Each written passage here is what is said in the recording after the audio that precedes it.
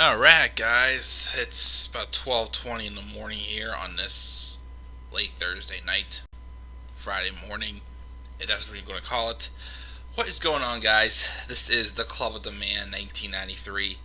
I am here, live from my living room slash dining room on this very, very late Thursday evening. I probably should be in bed right now, but I'm staying up for a little bit. Don't know why. I'm surprised I am. I'm actually home alone for the next week and a half. My parents went on vacation out of town to visit my sister. I couldn't go because of work, so I've got the whole house to myself. I've got my whole house to myself. I've got my whole house to myself. I've got my whole house to my... Yeah, I know, I'm singing that song. But it's been a long week. I've been pretty tired. Work's, again, just been rough lately. And I've done a couple days in a row of some voluntary work in production. About an hour and a half before my actual shift starts. So I've had to get up and be at work for like 7 o'clock, which is the time I usually get up for work the past couple days. So that's why I kind of postponed reviews, because I was tired. And tonight I even went down to my girlfriend's and visited her for a little bit. So thought, I'm alone, I'm kind of awake. I thought, why not? Why not start catching up with these reviews? I was going to save all of them for tomorrow, but that's going to be asinine. As Saturday, I have a video gig that I got to travel about 2.5 hours from home on Saturday to do. So I thought at least start doing my catching up tonight. I'll review Raw here. I'll review NXT before SmackDown tomorrow.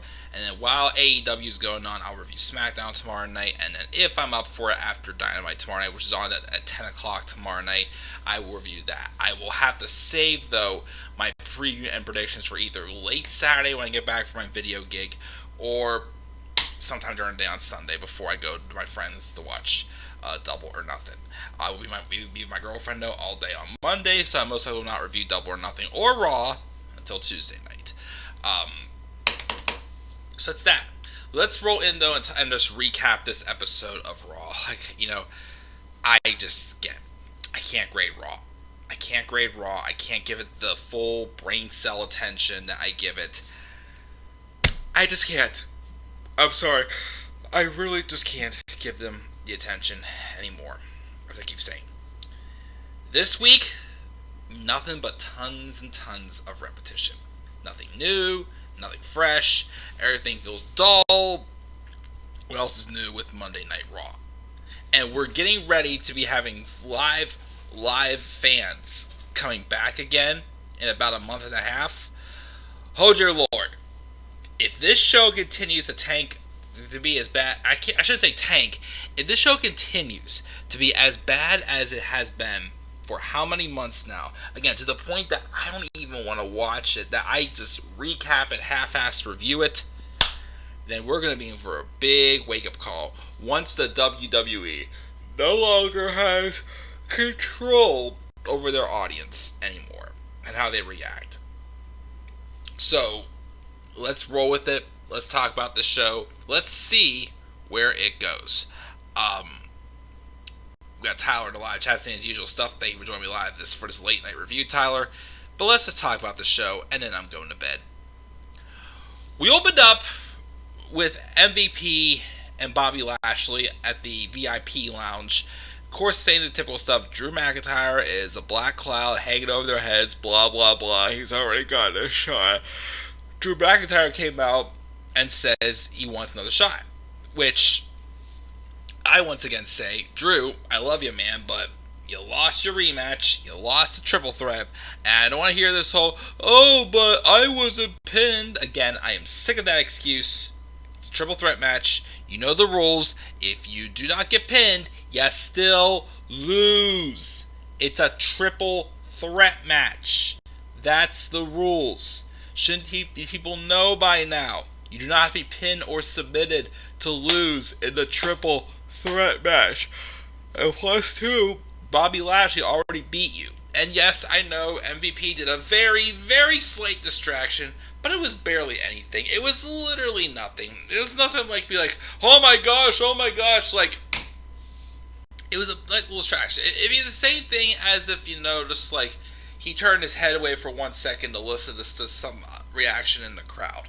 That's all it was. Then Kofi Kingston comes out, and Drew basically says stuff like, oh, you wouldn't have been able to win if it wasn't for me. So they duke it out, and then they make a match where it's a no one contenders match between Drew McIntyre and Kofi Kingston. And if whoever wins will face Bobby Lashley at Hell in a Cell. Well, long-ass match apparently, but it went to a no contest because the Hurt Business interfered, they beat down Kofi and Drew, get them out of the way, and then we have them argue backstage. And in most scenarios, WWE would go with, make it a triple threat match because the Hurt Business interfered. Well, now let's have Kofi and Drew again next week, and Bobby Lashley cannot interfere. Like, you really think it's going to stop him from getting involved in some way, somehow, no. So, yeah, they're just dragging this out for no reason, just to have another excuse to have another match next week. It's very obvious that Drew's winning this. And again, Drew, I love you, man, but again, you've had how many shots already? It's time to move on to something else. But we're probably going to be seeing Bobby Lashley and Drew McIntyre inside Hell in a Cell, at Hell in a Cell next month, as I'm kind of expecting them to do. So we got that out of the way. What else we got here? We have Rhea Ripley then getting inside. We'll talk. Oh yeah. Let's talk about this. First off, we had another Eva Marie vignette. Then we have a segment with Rhea Ripley trying to get inside Charlotte's head earlier in the day. And again, I am just so sorry. Who the heck in this feud is the heel, and who in the heck is the babyface? One moment, Charlotte sounds like a heel. Next moment, it's Rhea sounding like a heel, and Charlotte's looking like a babyface. Or vice versa. Rhea Ripley's coming across as a heel because for crying out loud, she causes reactions to Charlotte Flair for Asuka to beat her not once, but twice. And then next week, she's, acting like a heel again. And Charlotte Flair is doing the same exact thing. Like, the dynamic is just so weird. But first off, we have Nikki Cross, who comes out of the blue. Haven't seen her on TV for months, saying she knows she can beat Rhea or Charlotte. She wants to challenge. She wants them to a fight. Well, she challenged into a 2-minute beat-the-clock challenge. And, of course, Rhea loses by looking like an idiot. An absolute idiot, of course, which is, the right way to book someone who won 4-on-2 inside Hell in a Cell. It was her and Candice LeRae against the likes of Shayna Baszler, Bianca Belair, Io Shirai, and Kaylee Ray, for crying out loud. Now she can't even beat Nikki Cross in 2 minutes. That's just stupid. Charlotte laughs it off that she has a match against Asuka, and she wins. But keep this in mind. Charlotte has lost to Asuka how many times recently? But one victory she gets a title shot. So you 50-50 booked it, yet you still gave Charlotte the title shot for no reason. Just like you did in 2018 when Bobby Lashley should have had the title shot at SummerSlam and not Roman Reigns. But, yeah. Those are whole other stories, basically. But yeah, they made Rhea look like an idiot, and I still get this dynamic. But because of all of this, we're getting Rhea Ripley and Charlotte Flair at Hell in a Cell. Even though Charlotte basically lost every single match except for one since WrestleMania. And how much sense does that make? Absolutely none. None at all. Does not make any sense. Let me see what else we got here. Cedric Alexander taunts Shelton Benjamin for their match because Shelton's apparently old and Cedric beats him. Probably back to catering for those two, but it was nice to see Cedric get the win, but I doubt it's going to do anything for him. Matt Riddle defeated Xavier Woods with a freaking RKO. So I guess they're still teasing Matt Riddle will be going full on heel, maybe. Who knows? I think he could use it though. Oh yeah, and then we have Jackson Riker. Jackson freaking Riker defeating AJ Styles. Yeah, Jackson Riker defeated AJ Styles.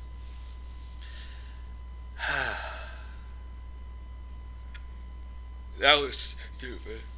That was just totally stupid right there. Let's not waste any more brain cells on that one. Oh yeah, and then we also have Sheamus take on Humberto Carrillo for the 50 millionth time, but he finally beat Humberto, then ended in no contest. Afterwards, though, Carrillo and Ricochet then beat down on Sheamus. Who cares? And then we have the main event was the women's tag title match. Natalya and Tamina taking on Nia Jax and Shayna Baszler. I'm too tired to do. And then, of course, before the match, Shayna banned Reginald from coming out, but he still came out. And same ways as she always loses, Shayna gets rolled up like it's no big deal and then just gets pinned and just walks out like, she's not even infuriated. She just, just gets to the face of Reginald and just screams at him for no reason. And we're getting Reginald and Shayna Baszler on Raw next week. Anybody want to see that match? Not me. And that was Raw, guys. No grade. I'm tired. Checking the live chat here really quick. Everybody's just basically saying that Raw is trash, which I definitely agree. Alright, guys. I'm going up to bed. Tomorrow, again, I will review NXT before SmackDown and then the other shows as time goes on. Tomorrow, hopefully get all 3 of those. And either late Saturday or sometime on Sunday, I'll be doing my preview and predictions for AEW Double or Nothing. So guys, once again, I'm checking out. Tired. What are your thoughts on Raw this week? Didn't give it a grade as always. Leave your thoughts down in the comment section below. Slap a like on the video and subscribe to our content to my channel. Follow me on Twitter at DeMayor93. Good night, guys. I'll catch you all tomorrow. Peace out, everybody.